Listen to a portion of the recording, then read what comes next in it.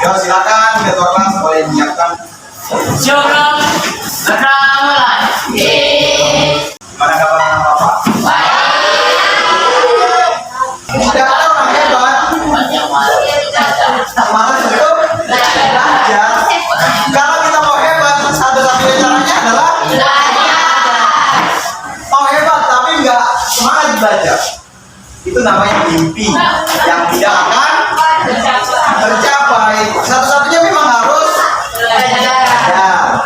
Nah, Bapak akan cerita satu masa yang sulit dalam hidup Bapak. Masa ini terjadi 2017 ketika Bapak pertama kali selesai. Di waktu Bapak selesai kuliah, Bapak nggak dapat kiriman lagi dari kampung. Kiriman uang. Jadi waktu Bapak kuliah itu rutin dikirim per bulan untuk Bapak. Setelah selesai kuliah, Bapak nggak dapat lagi. Nah, di masa ini Bapak cari kerja. Untuk cari kerja Bapak minjam motor orang. Singkat cerita, Bapak diterima kerja. Tapi Bapak nggak punya motor. Padahal ke tempat kerja itu sekitar 10 kilo dan tahu di Pekanbaru tidak ada angkot. Bapak butuh motor, duit nggak ada. Sementara kerja harus naik motor. Jadi Bapak coba cari pertanyaan ke orang dan akhirnya Bapak lakukan ini. Pinjam uang ke Bapak minta siapa yang pinjam. Nah, ini Michael. Setelah mengikuti pembelajaran dengan model problem based learning atau PBL, peserta didik diharapkan mampu menjelaskan pengertian lembaga ekonomi dengan baik, menjelaskan fungsi lembaga ekonomi dengan baik, menganalisis pemecahan masalah lembaga ekonomi dengan benar, dan menyajikan hasil analisis pemecahan masalah yang terjadi pada lembaga ekonomi dengan baik. Belajar topik ini diantaranya: 1. Mengerti contoh dan fungsi lembaga ekonomi. 2. Mengerti bahaya pinjaman online. 3. Mengerti bagaimana caranya supaya tidak terlilit. Nah, kita akan coba lihat garis besarnya. Nanti kita akan diskusi. Kemudian nanti akan dibuat juga dalam bentuk mapping. Apa contoh dari lembaga ekonomi? Apa? Pekerjaan. Oke, apa lagi? Perdagangan. Apa lagi? Pertanian. Sedang berulang di Kabupaten Semarang, Jawa Tengah, terjerat pinjaman online atau dikenal dengan sebutan pinjol yang awalnya hanya 3 juta, membengkak hingga ratusan juta rupiah. Awalnya pinjam ini digunakan korban untuk membeli susu kedua anaknya yang masih bayi. Apa yang terjadi?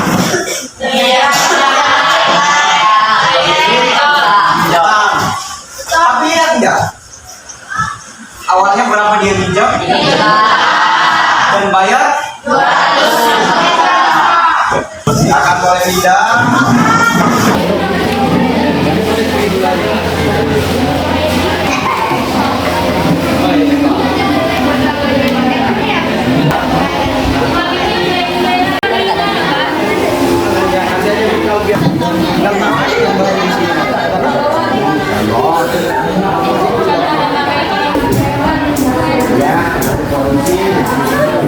Apa sih yang nggak produksi?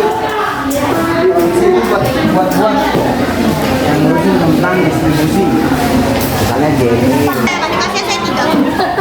Juga semua bahannya Nanti bisa kok Bapak lihat ke depan. Udah. Siapa yang nilai bawah? Siapa yang kasih nilai 3? Kalau ini gimana? Soal nomor 3. Apa yang membuat wanita tersebut melakukan pinjaman online? Karena keuangannya yang menipis atau karena sedang dalam keadaan darurat, dan juga karena pinjol, proses peminjamannya lebih mudah dan dibandingkan meminjam di bank dan untuk memenuhi kebutuhan sehari-hari. Soal nomor 4. Apa bahaya dari pinjaman online? Bahaya pinjol adalah pinjaman kita semakin banyak, jumlah utang kita akan bertambah berkali-kali lipat dari pinjaman awal dan kita berserta keluarga bisa diteror oleh peminjam. Soal nomor 5.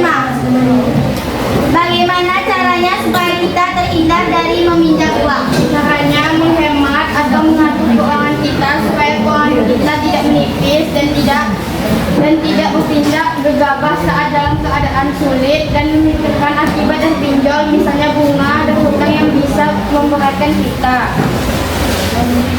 Dari presentasi kami, apakah ada yang ingin ditanyakan?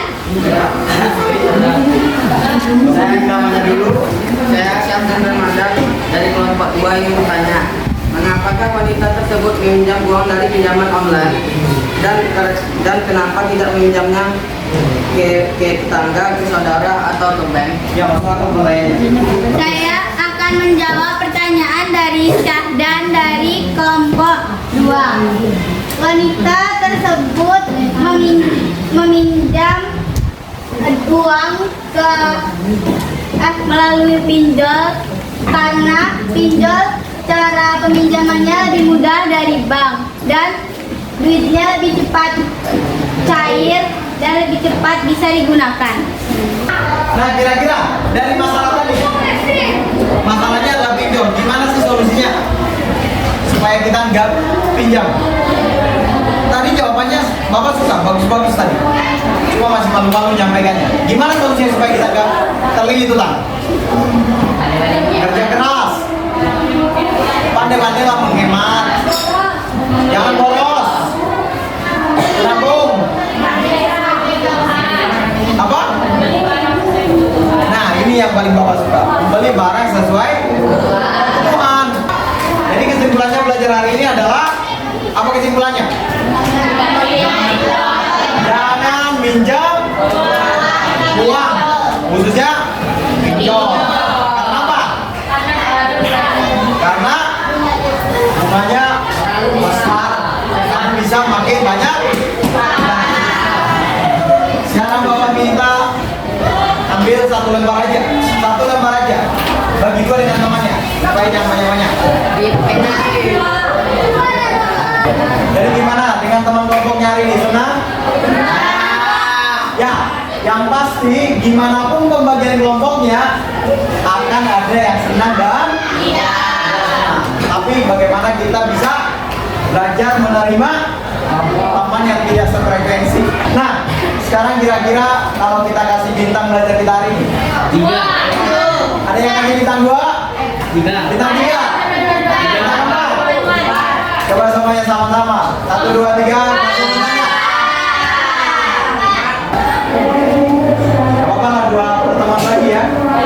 Depan. Oh, mohon maaf kalau saya pegang. Ya. Nah, Bapak rasa cukup untuk hari ini.